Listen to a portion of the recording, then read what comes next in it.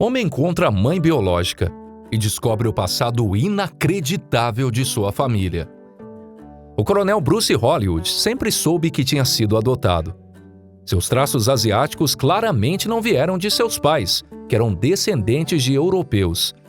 E, na verdade, seus pais sempre foram francos com ele sobre o fato de tê-lo adotado no Japão nos anos de 1960.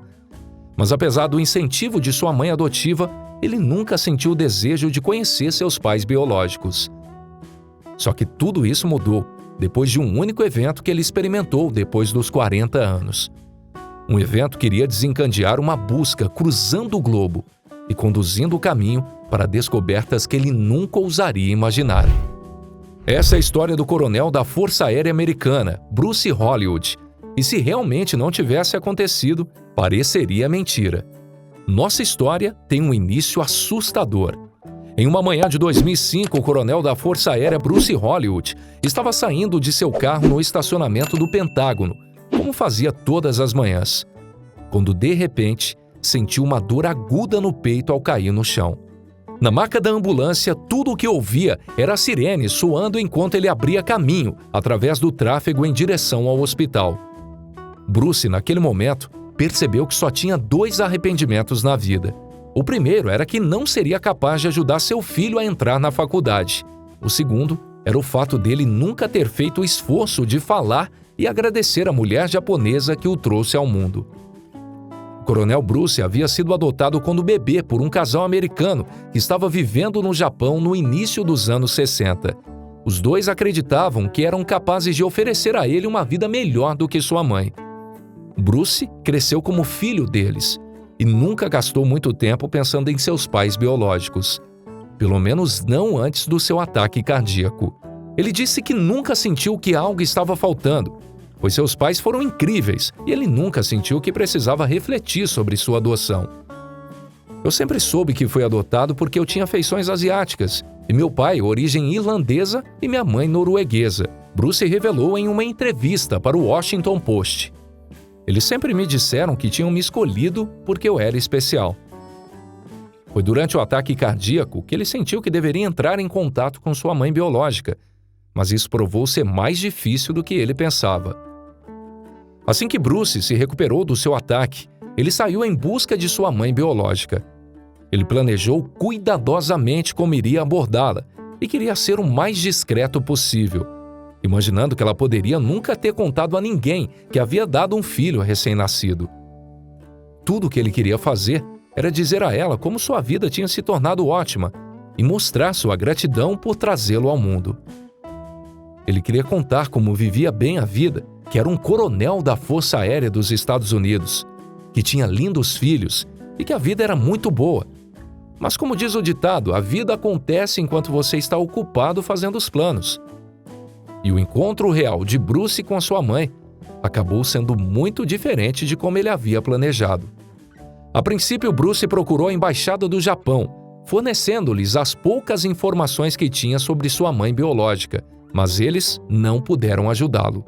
A Embaixada dos Estados Unidos em Tóquio não pôde fazer muito, e então só depois que ele contratou um detetive particular, que também voltou de mãos vazias. Bruce estava quase pronto para desistir. Eu tentei, fiz todo o esforço que posso fazer. É uma pena não ter dado certo, Bruce disse ao Washington Post. Mas o encontro casual em um bar do aeroporto aconteceria em breve para mudar tudo isso. Alguns meses depois que o detetive particular disse a Bruce que não havia nada que ele pudesse fazer, Bruce se viu no Aeroporto Internacional de Dulles, em um voo para a Alemanha, para uma conferência militar. E enquanto esperava seu voo, ele se sentou em um bar no terminal. Sentado em frente a ele estava outro militar que ia para a mesma conferência, mas suas semelhanças não terminavam ali. O homem era o almirante Harris, cuja mãe também era japonesa. Os dois começaram a conversar e rapidamente perceberam que tinham muito em comum. O almirante era o comandante das forças americanas no Pacífico e foi nomeado embaixador na Coreia do Sul. Eles começaram a compartilhar histórias, e Bruce contou a ele a história de ter um ataque cardíaco e o desejo de encontrar a mãe. "Eu posso te ajudar", o almirante se ofereceu. Você não pode, eu já estive na embaixada e tentei fazer isso. Você infelizmente não pode, Bruce lamentou. O almirante insistiu, e Bruce deu as poucas informações que ele tinha, e os dois homens seguiram seu caminho. No Pentágono, ele recebeu um telefonema, e do outro lado da linha era alguém da embaixada do Japão. Coronel Bruce Hollywood, estou muito feliz em dizer que encontramos sua mãe, Nobue Oshii. Oh, meu Deus, isso é maravilhoso, ele respondeu. Você tem que me ajudar a começar a escrever uma carta para ela, e eu quero que essa carta seja precisa. Eu quero que seja uma carta bem sensível, e você tem que me ajudar. Mas o funcionário da embaixada do Japão tinha outros planos para a surpresa de Bruce. O funcionário da embaixada disse: não será necessário uma carta. Ela vai ligar para você nesse número em 10 minutos. E ela não fala inglês. Boa sorte. Bruce era um militar. Estava acostumado a trabalhar sob pressão. Mas nunca se sentiu tão ansioso na vida como naquele momento. Ele enviou alguns e-mails frenéticos e, felizmente, foi capaz de encontrar alguém que pudesse interpretar para ele em uma teleconferência, assim que ele fizesse os arranjos necessários. O telefone tocou e do outro lado da linha estava sua mãe biológica, e ela estava chorando. Bruce começou a dizer a ela tudo o que queria para dizer o quão feliz ele estava e também o quão grato ele era. Mas então ela disse: sinto muito, eu não falo inglês. Bruce Hollywood ouviu sua mãe e o intérprete pelo telefone receptor. Ele não conseguia entender o que eles diziam em japonês, mas ele conseguia facilmente ouvir os soluços de sua mãe. Em algum momento, tudo se tornou demais para Bruce Hollywood. Eu disse: pare. Você tem que me contar o que está acontecendo. Ele se voltou para o intérprete que o explicou. Bem, amanhã é o aniversário de 65 anos de sua mãe. E o presente de aniversário que ela sonhou toda a vida é que você voltasse para ela. O intérprete continuou sua tradução simultânea e explicou que a mãe de Bruce nunca se casou, porque ela disse que em seu coração só havia espaço para um homem, e que esse homem era Bruce. E ela sabia que um dia ele iria voltar. Mas as suas surpresas não terminaram ali. O intérprete passou a explicar que sua mãe possuía e dirigia seu próprio restaurante e que ele tinha o nome de Bruce. Eu pensei que essa era a história mais incrível que eu já tinha escutado. Ou aquela mulher era louca, ou essas coisas não eram verdadeiras, Bruce disse. Então, como ninguém sabia que o nome do bebê dela era Bruce? A mãe adotiva de Bruce visitou Nobue Oshii antes de sua família retornar à América e deu a ela uma foto de seu filho biológico. Ela disse que eles decidiram chamá-lo de Bruce e prometeu a Nobue que daria a ele a melhor vida possível. Com base nessa única foto e no nome que a mãe adotiva deu a Bruce, Nobue decidiu nomear assim um restaurante que ela abriu muitos anos depois que seu filho se foi. Ela disse a Bruce que ela queria ir visitá-lo, mas Bruce não quis saber disso. Não, você é minha mãe, eu irei te ver. 10 dias depois do primeiro telefonema entre eles, Bruce pousou em Suzuka, Japão, na cidade natal de sua mãe, e descobriu que os seus medos foram em vão. Tudo o que ela disse a ele, e até o nome do restaurante, era verdade. Foi lá que Nobue contou a Bruce a história do seu nascimento e adoção.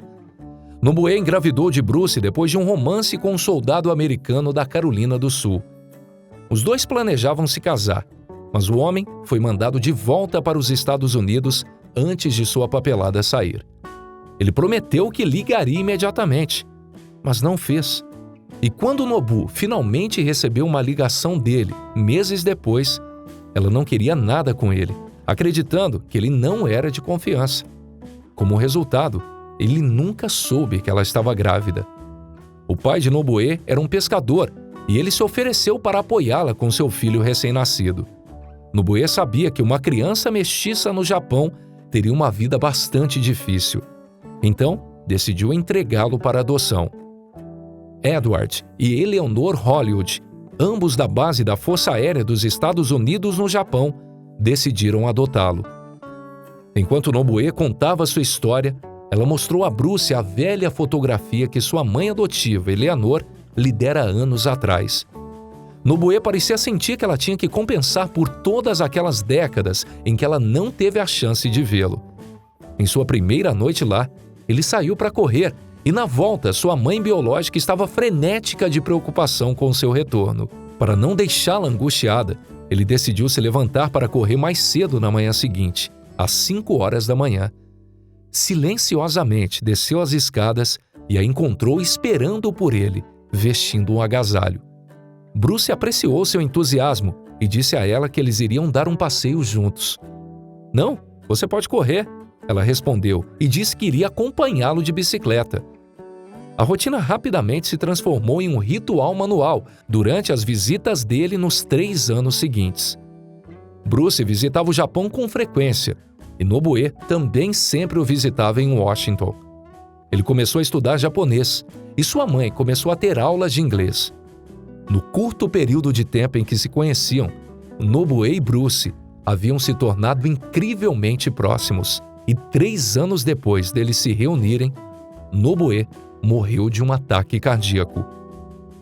Apesar de ficarem pouco tempo juntos, o reencontro teve um efeito duradouro em Bruce. Algo profundo mudou em sua identidade, ao descobrir que sua mãe significava mais do que apenas um encerramento pessoal para ele. A conexão com a mulher que o dera à luz deu-lhe uma sensação inteiramente nova de identidade como um japonês americano. Enquanto ele estava crescendo, suas raízes japoneses não significaram muito para ele, mas hoje ele é extremamente ativo na comunidade nipo-americana. Ele atua nos conselhos da Associação de Veteranos Japoneses Americanos e do Memorial Nacional Japonês Americano e ao patriotismo da Segunda Guerra Mundial. Mas sua identidade se tornou muito mais do que isso nos últimos 12 anos. "Eu finalmente me tornei um nipo-americano", Bruce disse.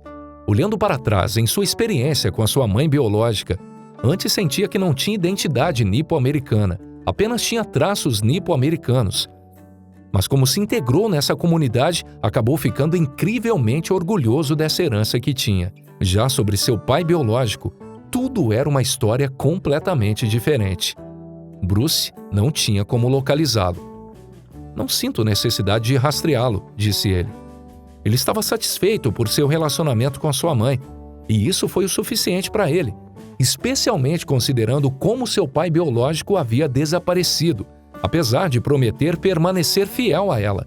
Mas tudo mudaria também, devido a um conjunto de eventos improváveis.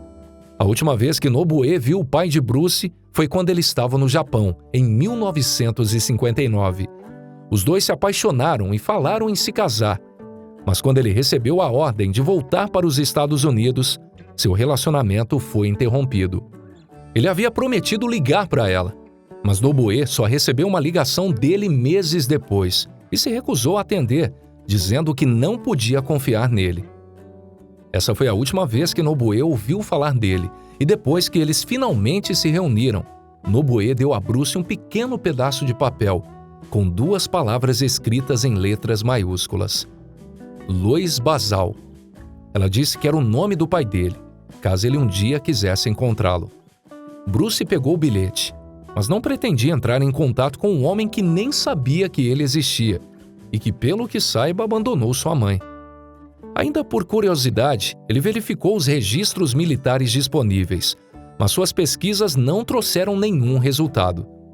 Depois de alguns anos, Bruce ficou curioso sobre sua ascendência caucasiana e decidiu obter o perfil de seu DNA com a ajuda de Ancestry.com.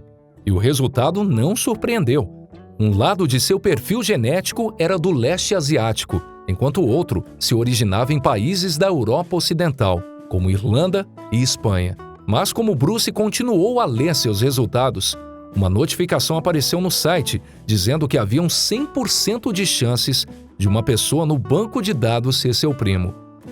Bruce clicou nos resultados e, de repente, entendeu que os japoneses costumavam confundir as letras R e L. E, como resultado, sua mãe havia escrito incorretamente o nome da família de seu pai biológico. Apesar de suas dúvidas anteriores, Bruce decidiu entrar em contato com a pessoa no site e perguntar se eles tinham um parente que serviu no Japão nos anos 50. Uma mulher respondeu que sim, havia um tio. Eu disse, tudo bem, acho que é meu pai. Bruce contou à mulher e parou por um segundo. ela informou a Bruce que o tio havia falecido, mas que ele tinha um filho. Não demorou muito para a mulher dar a Bruce o número do filho do seu tio. E assim que ele recebeu, ele ligou, mas não houve resposta. Ele não deixou mensagem.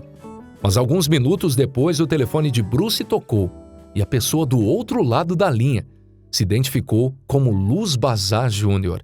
Seu pai se chamava Luiz Bazar? Bruce perguntou assim que se apresentou. Sim, o homem respondeu. Tenho uma história para lhe contar, Bruce disse. Você pode não acreditar.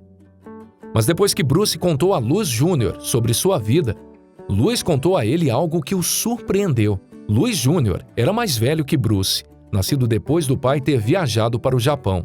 Poderia ser essa a razão do pai de Bruce não ter contatado sua mãe, porque ele já era casado. Luz Jr. então disse a Bruce que sua mãe havia morrido no parto, na época em que seu pai foi para o Japão. Ele era viúvo. Bruce estava triste, mas também aliviado por seu pai não ter sido um trapaceiro. Mas se esse era o caso, por que levou tanto tempo para entrar em contato com Nobue? Depois de ter voltado para casa, o tempo que levou para retornar a ligação dela foi o que convenceu a mãe de Bruce a não confiar mais nele. Tenho certeza de que ele estava preparando a família da Carolina do Sul para trazer uma cidadã japonesa. Mas depois que ele foi rejeitado por Nobue, decidiu desistir do amor. Sua primeira esposa estava falecida e ele foi rejeitado por uma segunda mulher. Depois de juntarem os pedaços da história de seus pais, Bruce fez uma pausa por um momento e perguntou se Lois Jr. ainda gostaria de ter um irmão mais novo. Lois, sorrindo e sem hesitação, respondeu que sempre quis um irmão. E para vocês, amigos? Acham que o destino dessas pessoas teriam sido diferentes se Nobue tivesse atendido o telefonema no passado? Ou tudo não passou de uma obra do destino, que estava escrita e que não seria possível mudar? Deixe a sua opinião e nos vemos na nossa próxima história sensacional.